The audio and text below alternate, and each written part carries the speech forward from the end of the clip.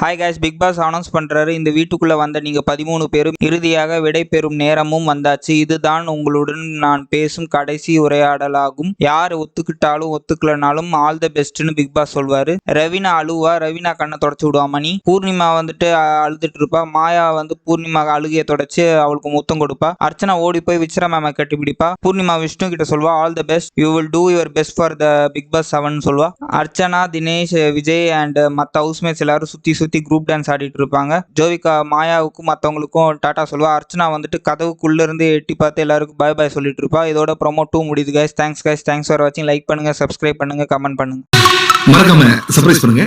Thank you.